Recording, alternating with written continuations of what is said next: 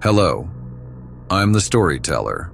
I'd love to know where you're watching from. Let me know in the comments. When you are ready, lean back and let's dive into this week's horror stories.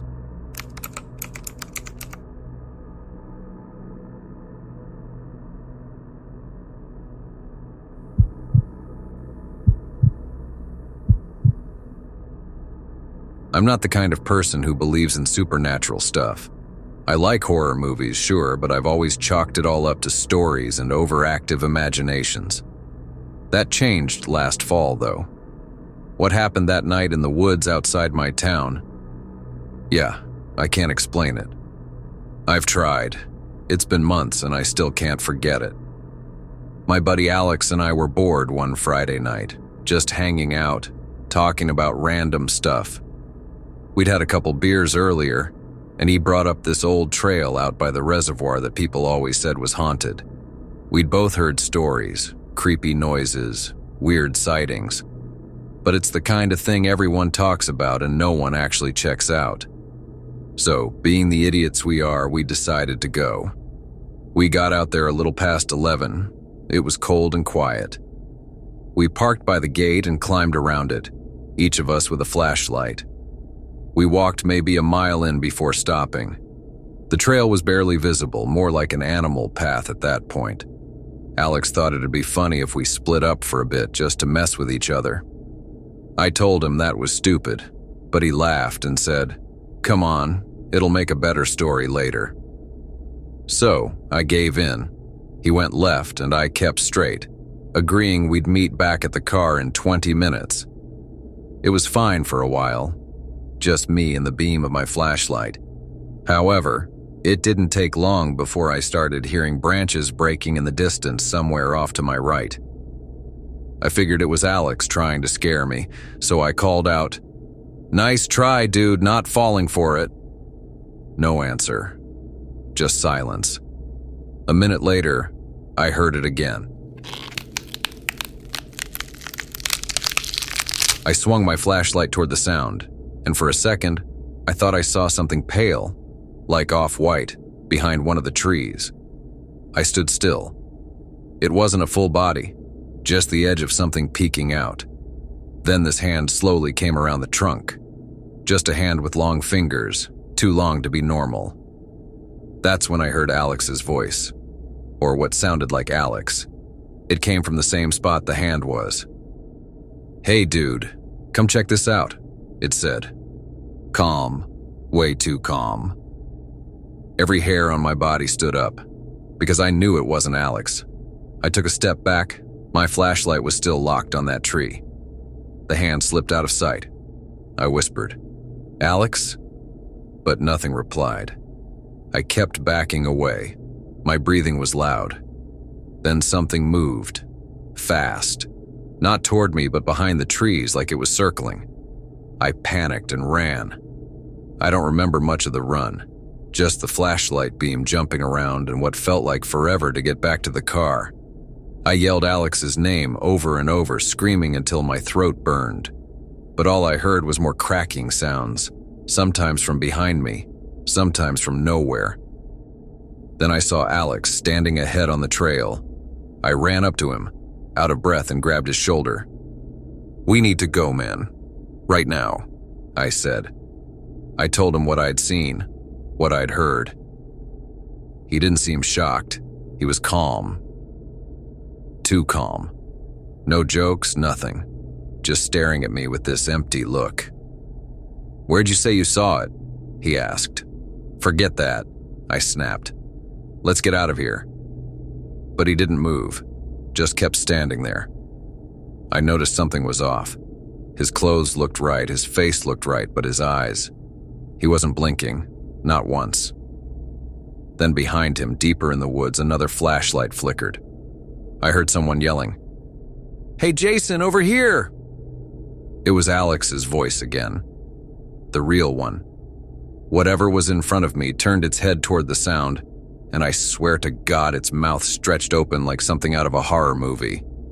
I stumbled back, shined my light right at its face, and for a split second its expression broke. It looked angry and evil. Then it darted off into the trees so fast I barely saw it move. A few seconds later, the real Alex came crashing through the brush. He looked terrified. "Man, what the hell happened? I've been calling you for 10 minutes." I was in a state of shock from what I had just seen. He snapped me out of it, and together we ran back toward the car. When we got back to town, we sat in the parking lot of a gas station for almost an hour. Alex swore he never left the path, never tried to mess with me. He said he heard me calling him from somewhere else the same way I'd heard him. We went back in daylight 2 days later. The tree where I'd seen the hand, it had long scratches on it, deep ones, like claws or nails dragged through the bark. When we saw that, we hurried out of there and never returned.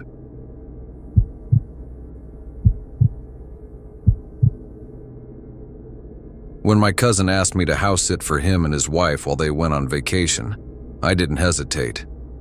I'd grown up visiting their property in northern Arizona, a few acres of open land surrounded by mesquite trees and wire fencing. It was far enough from town that you could see every star in the sky. All I had to do was feed their dog, make sure the generator didn't fail, and keep an eye on things. The first couple of days were uneventful. Their dog, Rusty, a big red shepherd mix, followed me everywhere. We'd go out during the day so he could run the fence line while I walked with a thermos of coffee. By the third night, I was starting to enjoy the silence. It was colder than I expected for late autumn, but the quiet out there had a kind of vibe to it. No traffic or neighbors, just the hum of the generator and the occasional coyote yip in the distance. However, things soon took a wrong turn. It was midnight. Rusty perked up from where he was lying near the door. His ears were twitching. I muted the TV and listened. From somewhere out in the dark field came a voice. It was really faint. It called Rusty's name. I thought I was imagining it. The sound was so far off it could have been anything. I looked out the windows, but I couldn't see anything. I decided I was being paranoid and that it probably was a coyote. But the next night, it happened again. I'd just taken him outside to let him run before bed. The moon was half hidden behind clouds. Rusty froze halfway across the yard, staring toward the fence line that bordered the open field. Then I heard it again. Someone calling, "Rusty, come here." It was my voice. Not similar. Exactly mine. The same tone, the same rhythm I used when I called him in. I remember standing there, my breath catching in my throat, not believing what I was hearing. Rusty looked from me to the field, whining softly. I called his name again, and the voice out there repeated it back. I yelled at Rusty to come back inside, and then I locked the door, even though I knew it wouldn't make much difference if someone wanted to break in. By the fourth night, I was on edge. The voice hadn't come back the previous evening, and I'd almost convinced myself I'd hallucinated it. But sometime after midnight, Rusty started growling while staring at the sliding glass door that looked out over the back field.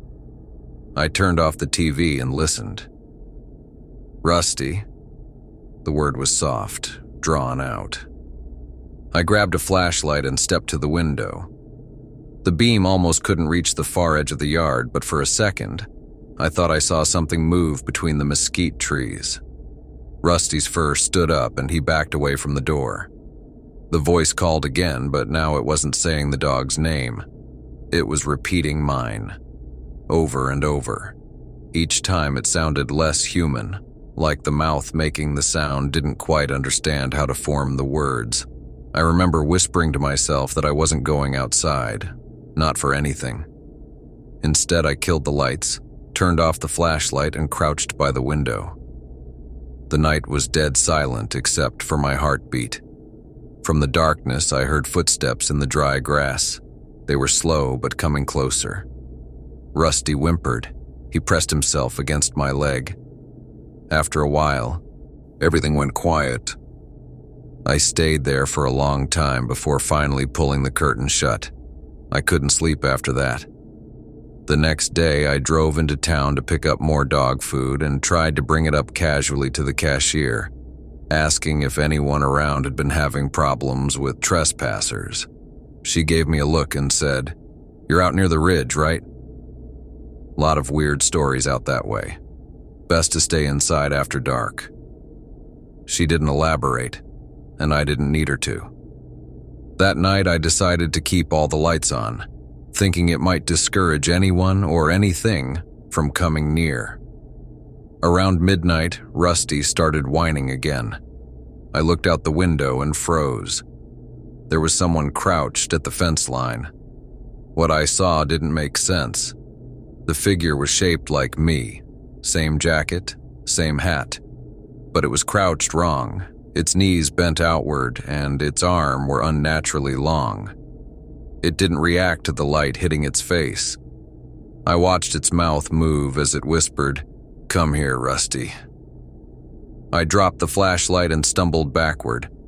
I told Rusty to stop. I was panicking. I looked again. The figure was gone. I sat awake until dawn, gripping a kitchen knife like it would make a difference.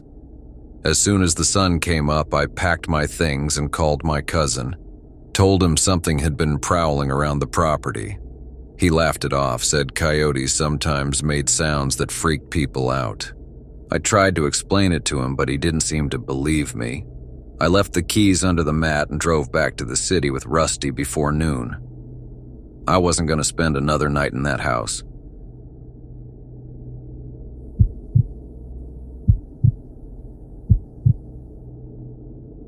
A couple summers ago, me and 3 friends from college decided to take a weekend trip up into the northern Rockies. Just an excuse to get out of town, have some beers, and pretend we still knew how to handle the outdoors. It had been a long year of work and routines, and we all needed the break. It was me, Aaron, and my best friend since high school, Ben, who never takes anything seriously, and Tyler, who's basically a walking REI catalog. He was the one who picked the spot, a clearing near a creek between 2 ridgelines. When we got there, the air smelled clean, pine needles covered the ground, and the only sounds were the creek and the wind through the trees. Honestly, it was perfect. We set up camp, built a fire ring, and sat around talking about how different life felt after graduation. By the time the sun went down, we were a few beers in and starting to get that cozy, lazy camping vibe. Around 10, the fire was dying down, and Tyler said he was going to grab more wood before it got too dark. He grabbed a flashlight and headed down one of the trails that disappeared into the trees. 15 minutes passed, then 30. At first, we didn't think much of it. Tyler liked to explore, but when it hit an hour, Ben started cracking jokes about him getting lost. Aaron called out a few times, but there was no answer. We agreed it was too risky to go wandering around drunk in the dark, so we waited by the fire. The plan was to look for him in the morning if he didn't come back. Still, I couldn't shake the feeling that something was off. Not just that he was gone, but that the forest around us felt off. It was close to midnight when Aaron suddenly said, "There he is." Across the clearing between 2 trees, we saw a light. Tyler's flashlight. He stepped into view at the edge of the firelight. I remember this wave of relief until I noticed how he was walking. His movements were stiff and weird, and he was staring right at us without saying anything. "Dude, where the hell were you?" Ben laughed nervously. "You were gone forever." Tyler didn't say anything. He just stood there about 15 feet away, clothes damp, eyes wide, not blinking. Aaron asked if he was okay. He still didn't say anything.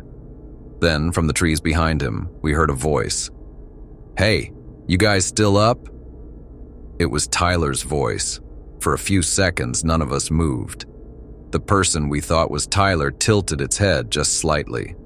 My stomach dropped. Aaron whispered, "What the hell is that?" The second Tyler called again. The thing near the fire took a slow step forward. Ben jumped up and shouted, "What the hell are you?" It didn't answer. It just stared at him with no emotion. Then it began walking silently back into the dark. A moment later, the real Tyler came stumbling out of the trees from the opposite direction, out of breath, carrying an armful of branches. When he saw our faces, he froze. "Why are you guys yelling?" he asked. We all started talking at once. He told us he'd been on the phone with his girlfriend down near the creek, said he'd heard us laughing and talking the whole time. But when we told him what we saw, someone who looked exactly like him walking out of the woods, he went pale. "I heard that," he said quietly. "Someone calling my name. I thought it was you guys." We kept the fire going and sat with our backs to it, flashlights aimed at the trees. Around 2 in the morning, we heard slow footsteps circling us, branches breaking, leaves rustling. It never came closer, but it didn't go away either. By sunrise, we had the tent packed and the fire out. No one said a word on the drive back. Tyler stared out the window the entire way, eyes red from the lack of sleep. A few days later, Aaron sent me a photo from that night. It was one he'd taken before everything happened. It was of our campsite. The fire was burning low, all 4 of us in the frame. And just behind Tyler, barely visible in the shadows, was another figure. Same height, same clothes. I didn't believe in skinwalkers before, but I do now.